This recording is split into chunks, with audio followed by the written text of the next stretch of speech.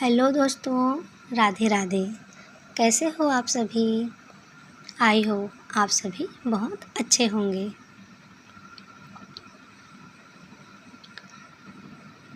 और आप सभी का वेलकम है हमारे यूट्यूब चैनल विवा बायो वर्ल्ड में। अगर आप चैनल पर नए हैं तो चैनल को सब्सक्राइब ज़रूर करें। तो दोस्तों, हमारा टॉपिक चल रहा था ब्रीदिंग एंड गैसेस एक्सचेंज, जिसका पार्ट 1 वीडियो अपलोड हो चुका है, जिसमें हमने देखा था इंट्रोडक्शन, मतलब ब्रीदिंग होता क्या है,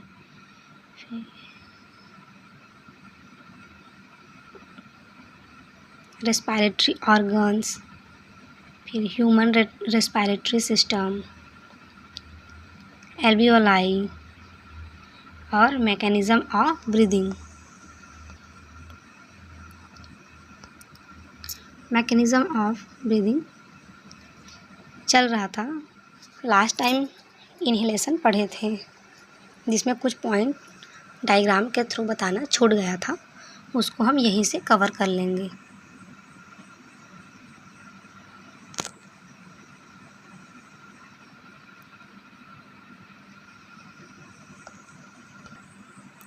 मैकेनिज़्म ऑफ ब्रीदिंग 2 पार्ट में था, इंस्पायरेशन, इन्हेलेशन, और दूसरा एक्सपायरेशन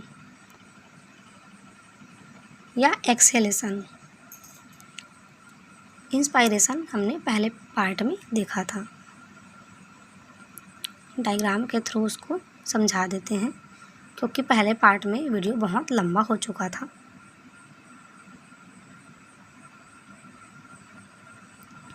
तो चलिए बिना देरी किए हुए वीडियो को स्टार्ट कर लेते हैं।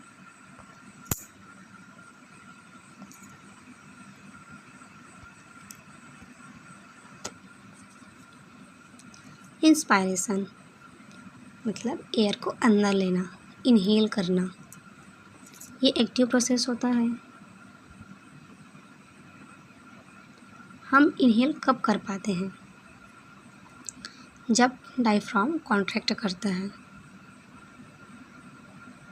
इसमें एक्सटर्नल इंटरकॉस्टल मसल्स कॉन्ट्रैक्ट करती है, जिसकी वजह से थोरेसिक कैविटी एक्सपांड कर जाती है और जो प्रेशर होता है वो डिक्रीज़ हो जाता है और एयर लंग्स में एंटर कर जाती है।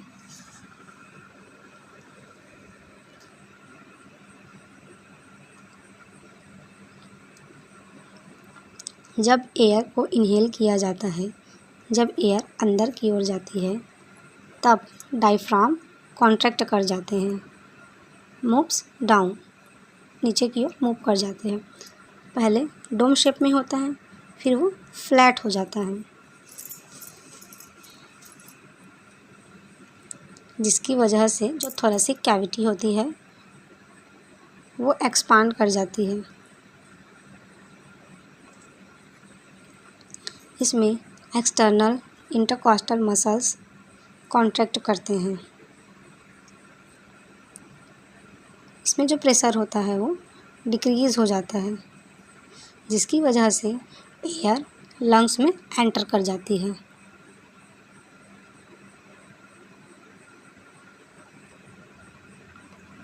आप एक बार खुद से इनहेल करके देखिए, एयर अंदर लेके देखिए, डायफ्राम कॉन्ट्रैक्ट कर गया, फ्लैट हो गया। एक्सटर्नल इंटरकॉस्टल मसल्स इसमें वर्क करते हैं, जिससे थोरेसिक कैविटी एक्सपांड कर जाती है, बाहर की ओर मूव करती है, जिससे प्रेशर घट जाता है और जो एयर होता है वो लंग्स में अंदर चला जाता है। इसे इन्हेलेशन कहते हैं।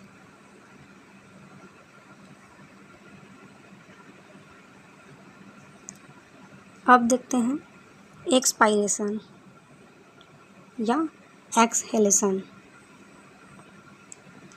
एयर बाहर की ओर आना।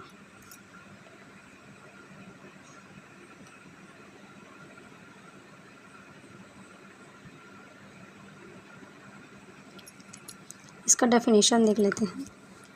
एक्सपायरेशन इज़ द प्रोसेस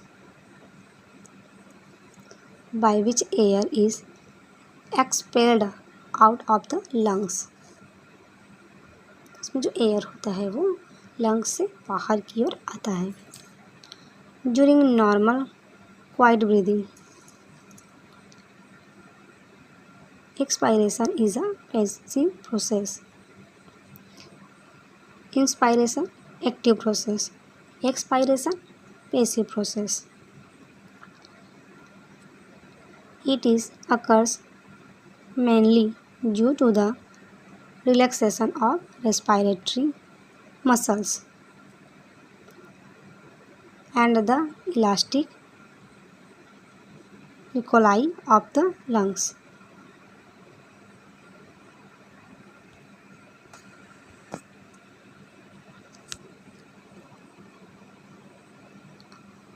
अब देखते हैं कि जो एक्सपायरेशन होता है वो पैसिव प्रोसेस होता क्यों है। क्योंकि इसमें जो डायफ्राम होते हैं वो रिलैक्स करते हैं, एक्सटर्नल इंटरकॉस्टल मसल्स रिलैक्स होते हैं, no active muscles contraction is required during quiet breathing. जो साइलेंट ब्रीदिंग होता है उसमें कोई भी मसल्स कॉन्ट्रैक्ट नहीं करती है। Therefore ATP is not required for normal expiration.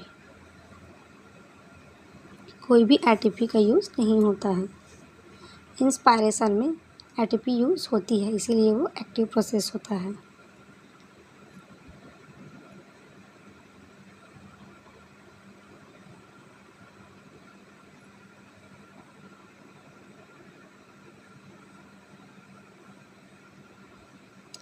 अब देखते हैं एक्सपायरेशन कब होता है। इवेंट्स ड्यूरिंग एक्सपायरेशन, डायफ्राम जब रिलैक्स होता है,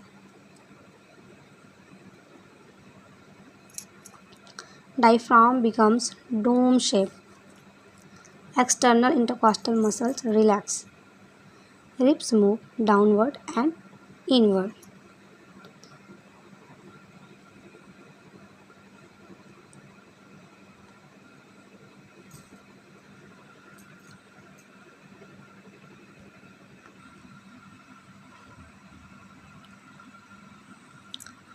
डायफ्राम जो होता है वो डोम शेप में हो जाता है। इंस्पायरेशन में वो फ्लैट शेप में हो गया था। Sternum returns to its normal position. Sternum जो होता है वो अपनी नॉर्मल पोजीशन में आ जाता है और जो थोरेसिक वॉल्यूम होता है वो डिक्रीज़ हो जाता है। इंस्पायरेशन में इंक्रीज़ हो गया था। लंग्स वॉल्यूम डिक्रीज़ हो जाती है। इंट्रापल्मोनरी प्रेशर इंक्रीज़ हो जाती है एबव एटमॉस्फेरिक प्रेशर, मतलब अंदर की जो प्रेशर होती है वो बढ़ जाती है। एटमॉस्फेरिक प्रेशर कम होता है, इसीलिए वो एयर जो होती है वो बाहर अंदर से बाहर की ओर आ जाती है। एयर होता है वो हमेशा हाई टू लो जाता है, low. So air moves out of the lungs, हमेशा हाई टू लो।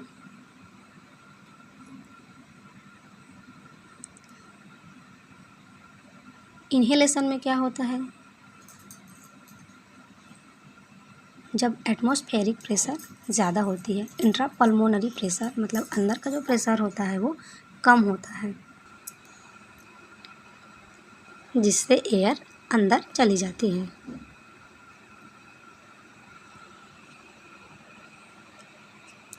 एक्सहेलेशन, इसमें डायफ्राम डोम शेप में हो जाता है। डायफ्राम रिलैक्स हो जाता है, ऊपर की ओर जाता है।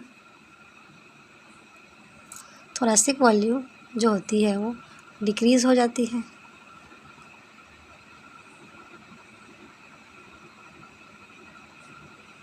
जिससे एयर बाहर की ओर मूव कर जाता है। इसे एक्सहेलेशन कहते हैं।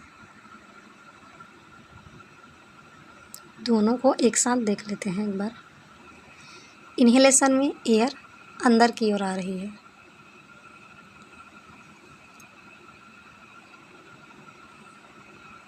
जिससे डायफ्राम फ्लैट हो जाता है। जो लंग्स होता है वो बाहर की ओर मूव करती है।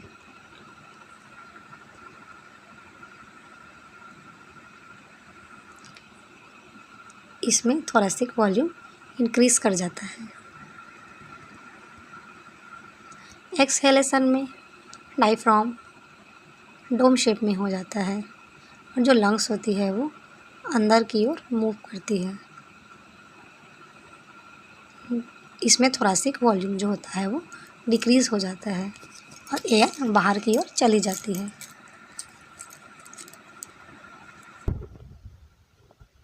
अब देखते हैं फोर्स्ड एक्सपायरेशन।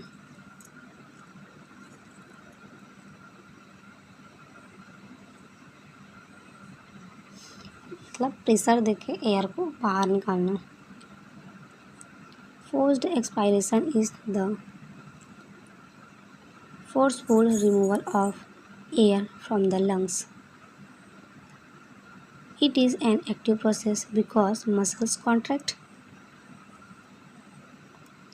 जो नॉर्मल एक्सपायरेशन होता है वो पैसिव प्रोसेस होता है, but forced expiration active process है। फोर्सफुली एक्सपायरेशन हम लोग कब करते हैं? जब हम बलून फुलाते हैं और जब वैगरस एक्सरसाइज करते हैं या खांसते हैं, छींकते हैं या फिर ज़ोर ज़ोर से गाना गाते हैं, loudly singing.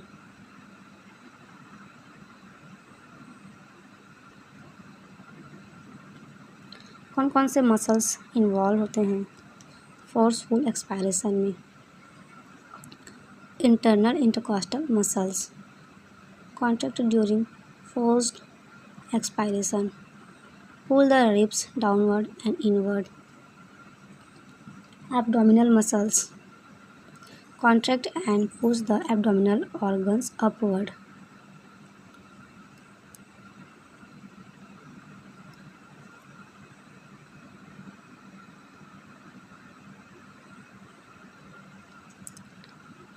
This pushes the diaphragm upward.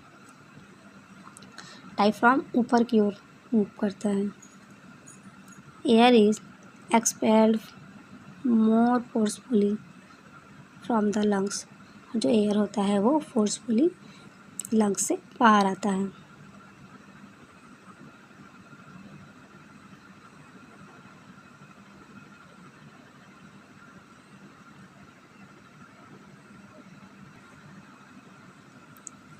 Relationship between volume and pressure. When volume increase, pressure decrease. When volume decrease, pressure increase. Volume और प्रेशर एक दूसरे के इन्वर्सली प्रोपोर्शनल होते हैं।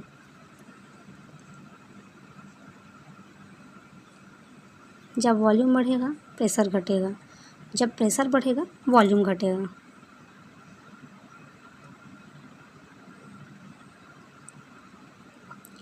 Role of pleura during breathing. Pleura का role क्या होता है ब्रीदिंग में? The pleura is a double layered membrane surrounding the lungs. The pleural fluid between the two layers reduce friction, allows smooth movement of the lungs, keep the lungs attached to the chest wall.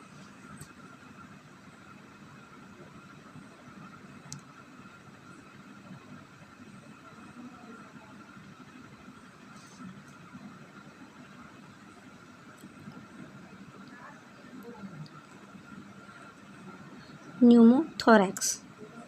Pneumothorax is a condition in which air enters the pleural cavity. Pneumothorax एक प्रकार की स्थिति है जिसमें pleura के अंदर air inter कर जाती है। और ये होता कब है? जब चेस्ट इंजरी होती है, लंग्स इंजरी होती है या फिर एल्वेलाई रप्चर हो जाती है। इसके effects: negative intrapleural pressure is loss, lung partially or completely collapse, difficulty in breathing occurs.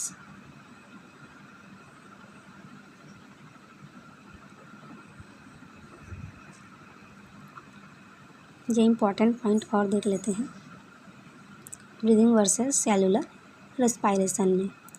Breathing physical process होता है, लंग्स में होता है exchange of gases, does not produce ATP directly, but cellular respiration biochemical process होता है, occurs mainly in mitochondria में होता है, ऑक्सीडेशन ऑफ ग्लूकोज होता है और एनर्जी प्रोड्यूस होती है, ATP का फॉर्मेशन होता है।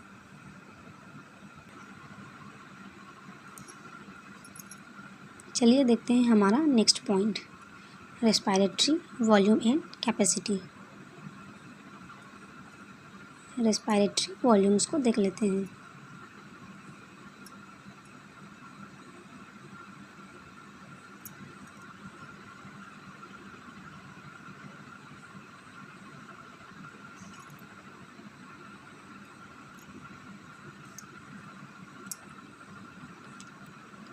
रेस्पायरेटरी वॉल्यूम क्या होता है? Respiratory volume are the different amounts of air that moves into or out of the lungs during various phases of breathing.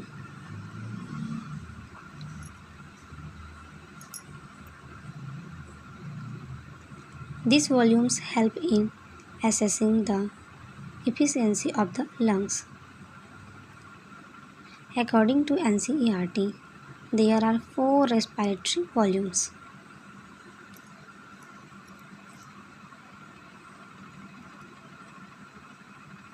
Tidal volume TV, inspiratory reserve volume IRV, expiratory reserve volume ERV, residual volume RV.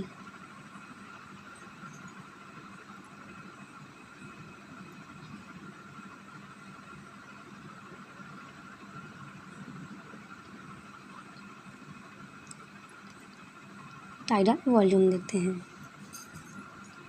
Tidal volume TV is the amount of air inhale or exhale during normal quiet breathing. Normal breathing के time जब हम air को inhale करते हैं और exhale करते हैं। It is the normal breathing volume of a healthy adult. Normal value approximately 500 ml। TV की जो वैल्यू होती है वो 500 होती है ml।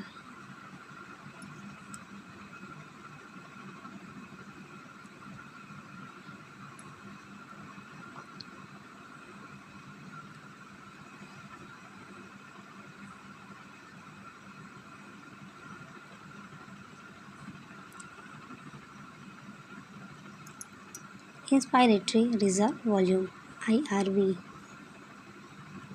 Inspiratory reserve volume IRV is the additional volume of the air that can be inhaled after a normal inspiration.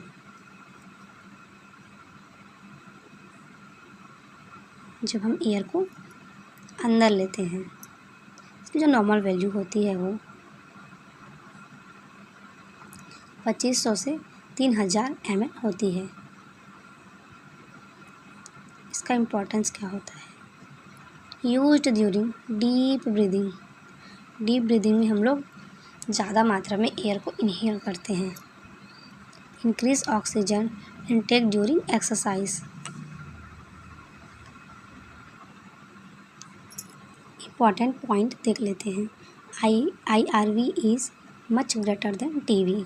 IRV बड़ा होता है, बहुत बड़ा होता है TV से। IRV is used only during forceful inspiration.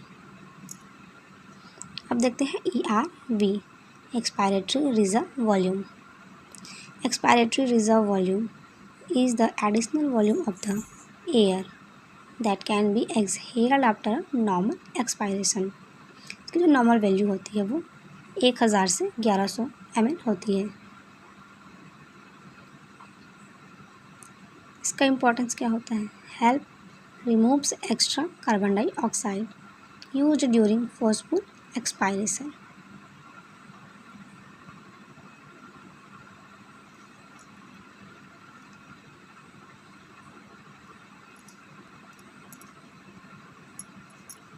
Important point क्या होता है?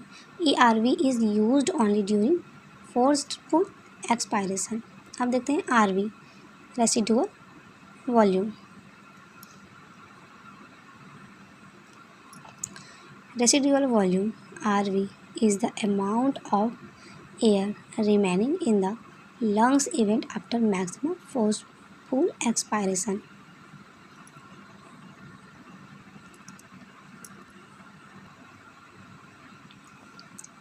फोर्सफुल एक्सपायरेशन के बाद जो एयर अंदर लंग्स में बच जाती है वही RV होता है। इसकी नॉर्मल वैल्यू होती है 1100 से 1200 ml। इसका इम्पोर्टेंस क्या होता है?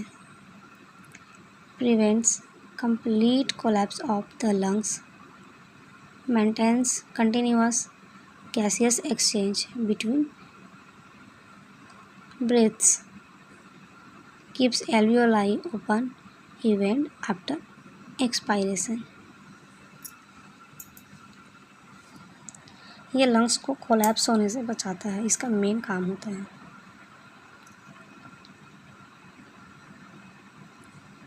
इम्पॉर्टेंट पॉइंट देख लेते हैं। RV can not be expelled voluntarily। Residual volume always remains inside the lungs। एक बार इसका समरी देख लेते हैं।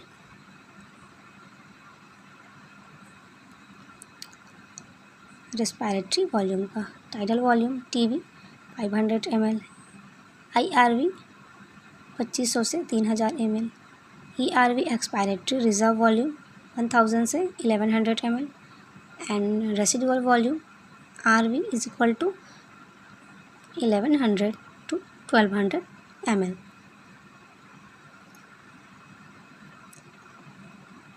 Factors affecting respiratory volume. कौन कौन से जो फैक्टर्स होते हैं वो रेस्पिरेटरी वॉल्यूम को अफेक्ट करते हैं?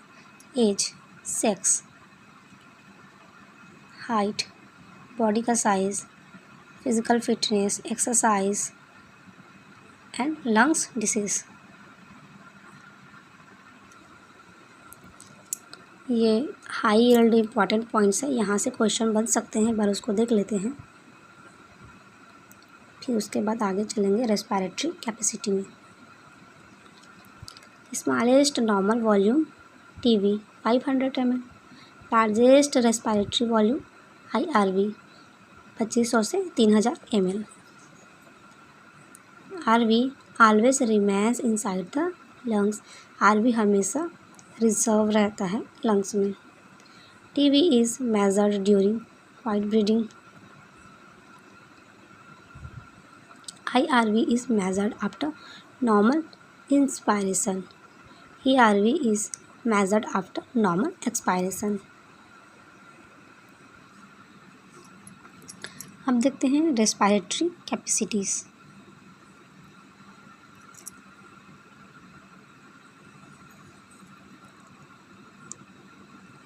Respiratory capacities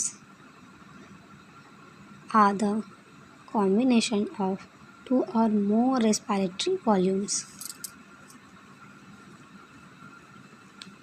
दो या दो से ज़्यादा रेस्पिरेटरी वॉल्यूम का कॉम्बिनेशन होता है। They indicates the maximum amount of the of air that can be inhaled, exhaled, or present in the lungs during different phases of breathing. According to NCERT, there are 4 respiratory capacities.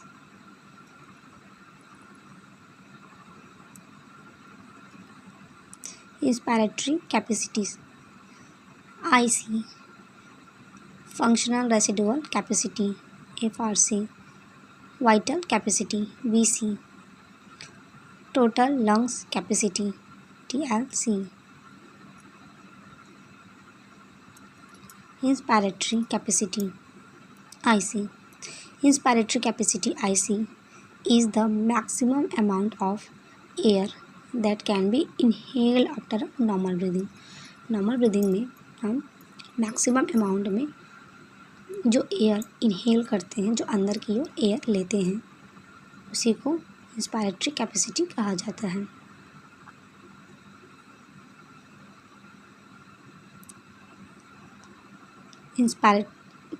Inspiratory capacity बराबर होता है TV + IRV के.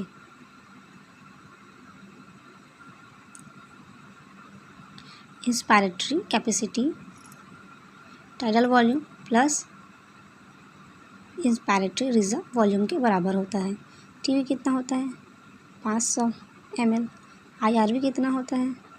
2500 से 3000. तो IC कितना हो जाएगा? 3000 से 3500 ml हो जाएगा.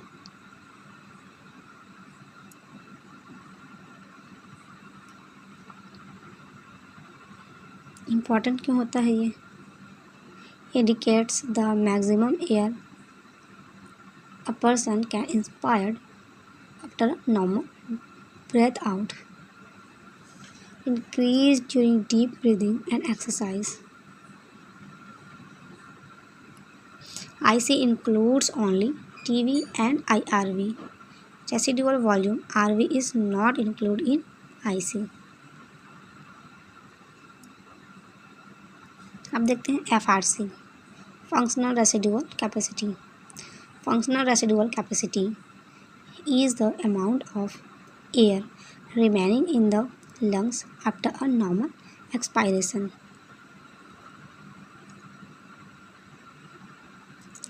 FRC is equal to ERV plus RV, expiratory reserve volume and reserve volume के बराबर होता है.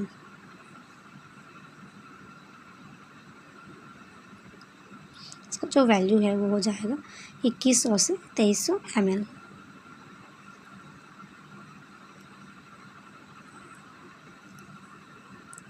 ERV होता है 1000 से 1100 ml और जो RV होता है वो होता है 1100 से 1200 ml. तो टोटल हो जाएगा 2100 से 2300 ml.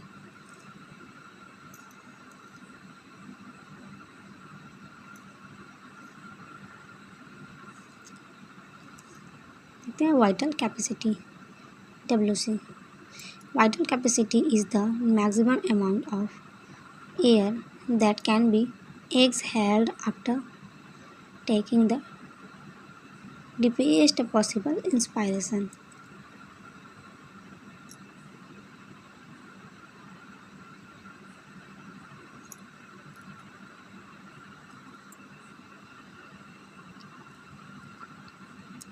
Vital capacity TV, IRV और ERV से मिलकर के बना होता है. इसकी जो नॉर्मल वैल्यूम होती है वो होती है 4000 से 4800 ml.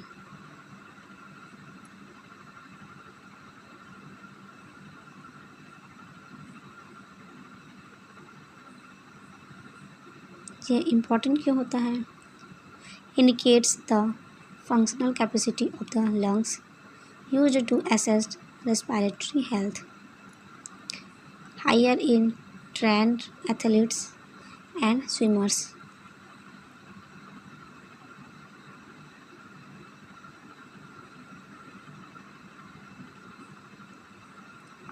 देखते हैं TLC, total lung capacity. Total lung capacity is the maximum amount of air present in the lungs after a maximum inspiration.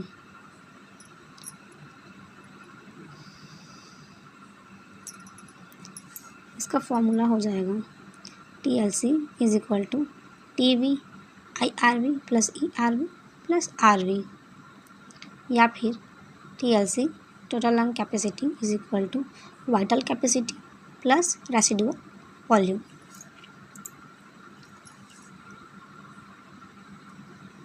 क्योंकि TV IRV और ERV मिलाकर के होता है वाइटल कैपेसिटी। इसका नॉर्मल वैल्यू हो जाएगा 5000 से 6000 ml।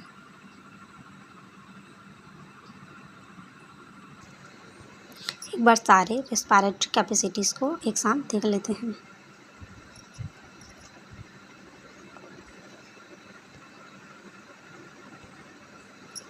Inspiratory capacity IC is equal to TV plus IRV 3000 से 3500 ml। Functional residual capacity FRC is equal to ERV plus RV 2100 से 3000 ml, 2100 से 2300 ml।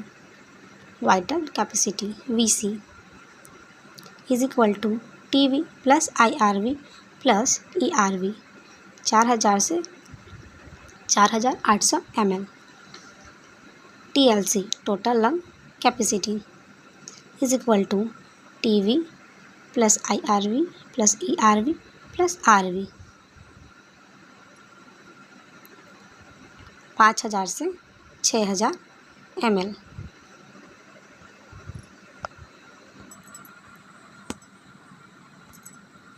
अब देखते हैं हमारा next topic, exchange of gases.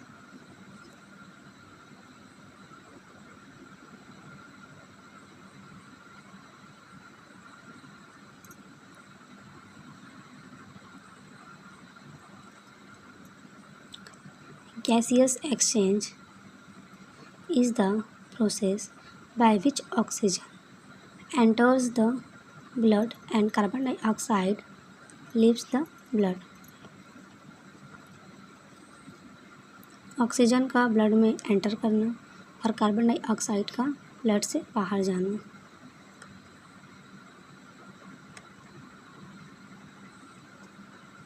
यही गैसेस एक्सचेंज होता है। In humans gases exchange occurs at two levels: external expiration, pulmonary gases exchange, and second, internal inspiration, tissue gas exchange।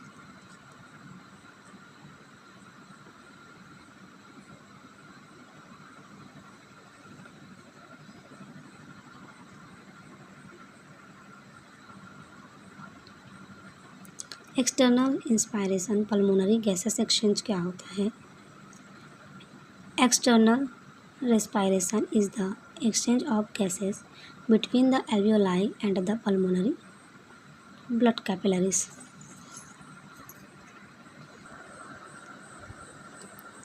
It takes place in the lungs. ये lungs में होता है।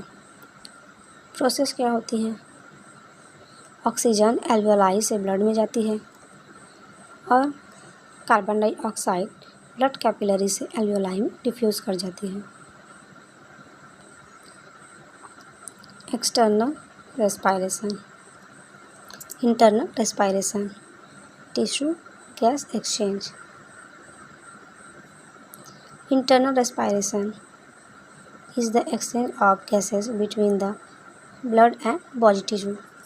Blood और body tissue के बीच में होता है। इसमें प्रोसेस क्या होता है? Oxygen moves from blood to body sales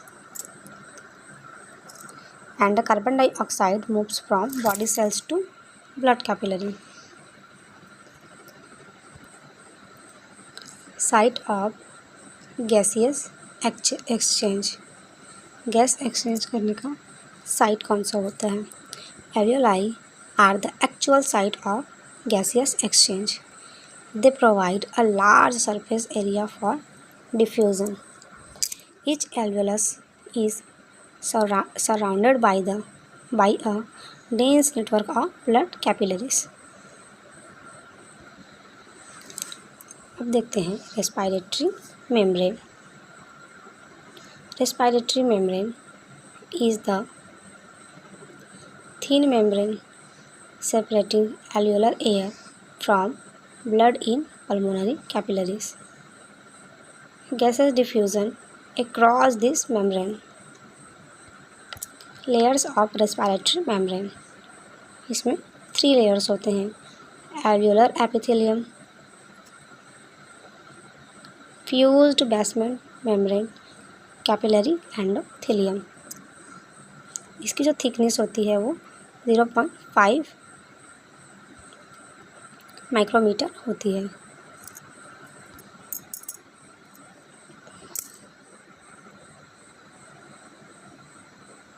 diagram के थ्रू समझते हैं.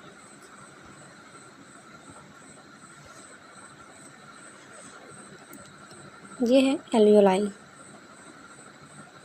जो बनी होती है सिंपल स्क्वामस एपिथेलियल टिश्यू से. और ये जो बीच का पार्ट होता है ये होता है बेसमेंट मेम्ब्रेन. और ये होती है हमारी ब्लड कैपिलरी जो बनी होती है एंडोथेलियल टिश्यू से.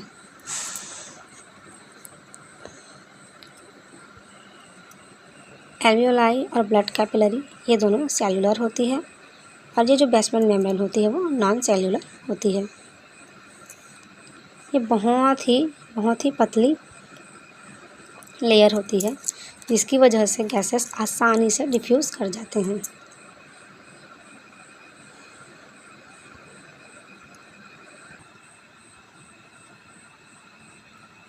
हम देखते हैं diffusion. Diffusion is the movement of gases from an area of higher partial pressure to an area of lower partial pressure.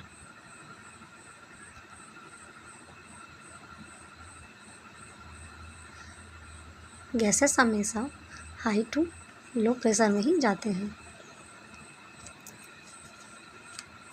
No energy ATP required. It is a passive process.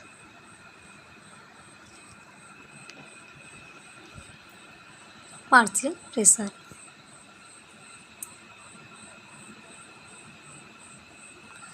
Partial pressure is the pressure exerted by an individual gas in a mixture of gases.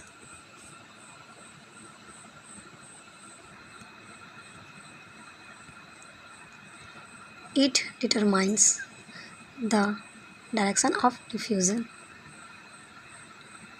Partial pressure of oxygen PO2 in alveoli approximately 104 mmHg. alveoli में PO2 partial pressure of oxygen होता है 104 mmHg. इन deoxygenated blood में approximately 40 mmHg. जिसकी वजह से क्या होता है oxygen diffuse from alveoli to blood. Alveoli से जो ऑक्सीजन होता है वो ब्लड में डिफ्यूज़ कर जाता है बिकॉज 104 mmHg होता है एल्वियोलाई में और ब्लड में होता है 40 mmHg.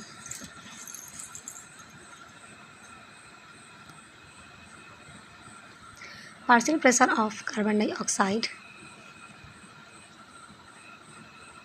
PCO2 इन ऑक्सीजनेटेड ब्लड में होता है 45 mmHg. इन एल्वियोलाई में होता है अप्रॉक्सीमेटली 40 mmHg. जिससे क्या होता है, carbon dioxide diffuse from blood to alveoli. Carbon dioxide blood से एल्वियोलाई में डिफ्यूज़ हो जाती है, क्योंकि 45 mmHg होता है ब्लड में और एल्वियोलाई में होता है 40 mmHg।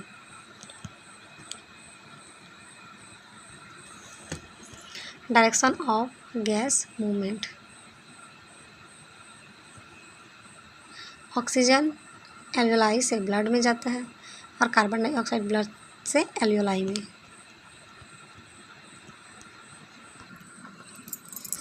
एक्सचेंज ऑफ गैसेस, इसको डायग्राम के थ्रू समझते हैं।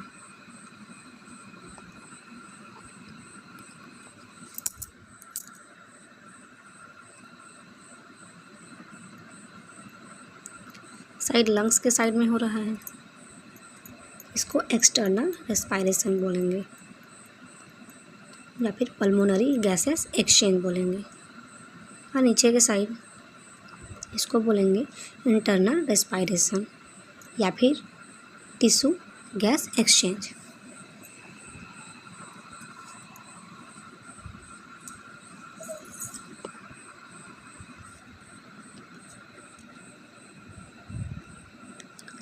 एटमॉस्फेयर में O2, PO2 partial pressure of oxygen होता है 159 mmHg होता है और कार्बन डाइऑक्साइड होता है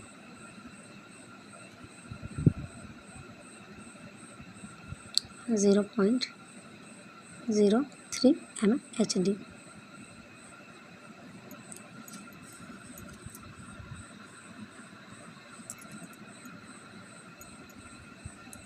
जिसकी वजह से जो ऑक्सीजन होता है और एल्वियोलाई के अंदर में होता है PO2 104 mmHg और PCO2 होता है 40 mmHg।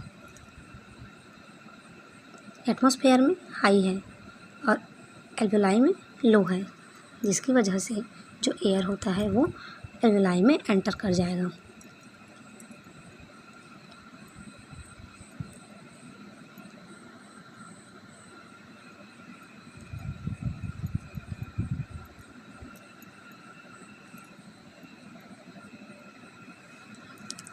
यहाँ पर पल्मोनरी वेन में PO2 होता है 95 mmHg और एल्वियोलाई में होता है 104 mmHg, जिसकी वजह से ऑक्सीजन पल्मोनरी वेन में एंटर कर जाएगा। फिर पल्मोनरी वेन से होते हुए हार्ट के थ्रू होते हुए आर्टरीज के थ्रू होते हुए ये जो 95 mmHg वाला ऑक्सीजन है वो टिश्यू तक पहुंच जाएगा।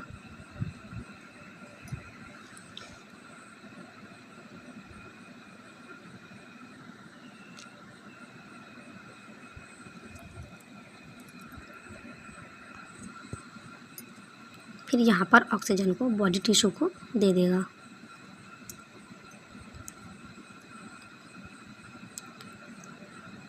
यहाँ से जो ऑक्सीजन होता है उसका लेवल फिर से कम हो जाता है। वेंस में PO2 40 mmHg हो जाता है।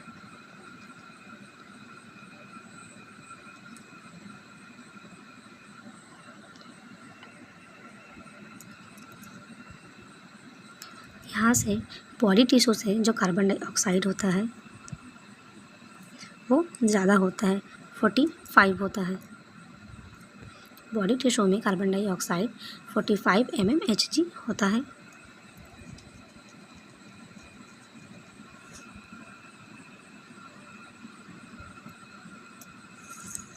और वेंस में 40 mmHg होता है, जिसकी वजह से कार्बन डाइऑक्साइड बॉडी टिश्यू से वेंस में डिफ्यूज़ कर जाती है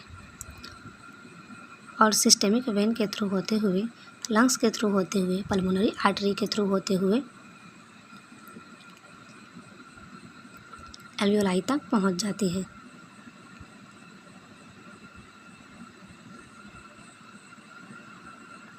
45 mmHg वाला कार्बन डाइऑक्साइड लेकर के पल्मोनरी आर्टरी के थ्रू एल्वियोलाई तक पहुंच जाती है। और यहाँ पर एल्वियोलाई में कार्बन डाइऑक्साइड 40 mmHg होता है, जिसकी वजह से कार्बन डाइऑक्साइड पल्मोनरी आर्टरी से एल्वियोलाई में डिफ्यूज़ कर जाती है।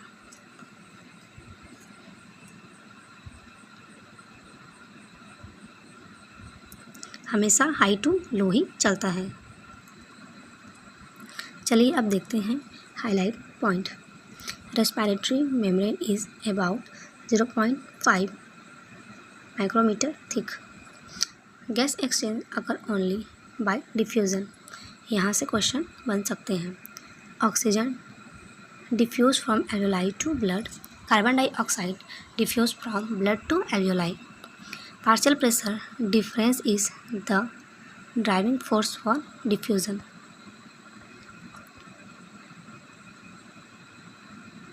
और कुछ इम्पॉर्टेंट पॉइंट देख लेते हैं। Gas exchange is a passive process. ATP is not required for diffusion. Respiratory membrane has 3 layers. PO2 is alveoli 104 mmHg. PO2 is deoxygenated blood 40 mmHg. PCO2 is in blood 45 mmHg. PCO2 in alveoli 40 mmHg. आप एक बार ध्यान से पढ़ेंगे तो आपको ये सारे points आराम से समझ में आ जाएंगे। तो फ्रेंड्स, आज हमने देखा मैकेनिज़्म ऑफ ब्रीदिंग में इन्हेलेशन, एक्सहेलेशन और respiratory volume and respiratory capacity, exchange of gases. इतने टॉपिक को हमने पार्ट 2 में कवर किया है।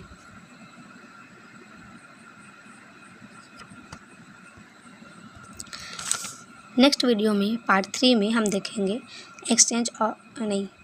Transport of oxygen, transport of carbon dioxide, oxygen dissociation and association curve.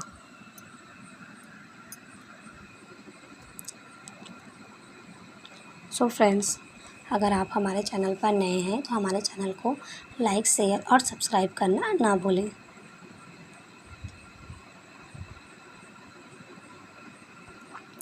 ऐसे ही डीप और डिटेल वीडियो के लिए देखते रहें हमारे यूट्यूब चैनल विवा बायो वर्ल्ड को। दोस्तों, ये एक छोटी सी कोशिश है जानकारी आप सभी तक पहुंचाने की। Thank you.